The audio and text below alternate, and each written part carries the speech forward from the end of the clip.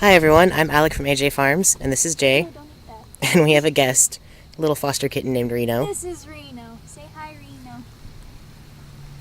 Hi. And today we're going to show you how to transplant a tomato plant. Now this tomato plant right here is a beefsteak tomato. It was actually a sucker that I got off of a bigger tomato plant, and I stuck it in a cup of dirt, made sure to keep the dirt moist, and it grew. And now that the roots are coming out of the bottom of the cup, it's time to transplant it. Now, if you can see, I'm not sure how well the camera will pick this up, there's a bit of silvery bits on the leaves. That's because the leaves are sunburnt. This is an example of how not to harden off your plant. When you see the silver on the leaves, it basically means they've been sunburnt and they've been in the sun too long, or too harsh of an exposure for too long.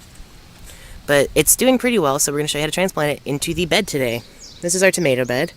We've got beefsteak in these 3 rows. Lots of sprouts. 2 Roma tomatoes and then 2 cherry tomatoes. We're going to put this beefsteak right here. So when you transplant from a smaller pot, you want to gently take it out of the pot. You flip it upside down and squeeze the cup. You don't want to pull from the plant because you'll tear it. And as you can see, there's some nice roots on the bottom right there. So you can loosen up the dirt a little bit, or do that. Or do that, yeah. You can loosen up the dirt just to help the roots not get too root bound in the ground. And when you transplant your tomato plants, you usually want to bury them a little bit deeper than they were in the original pot or container. But this one's so short that we don't really need to do that. But when you do, if you have any leaves that are in the way, you can take a few of the stems off and then bury it up that. But don't bury the leaves because it'll promote disease. So you dig a little hole, and you bury it in. Now you can put a little bit more dirt around it. As you can see, we're putting it a little bit deeper than it was in the cup, but we can't put it too deep. Yes, Reno. And then once you're done, you just water it in.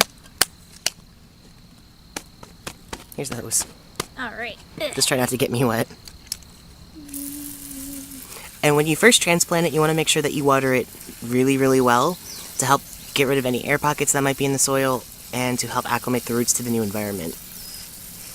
Because that way all the soils are on the same moisture, so the roots aren't hitting dry soil and drying out. And that should be good.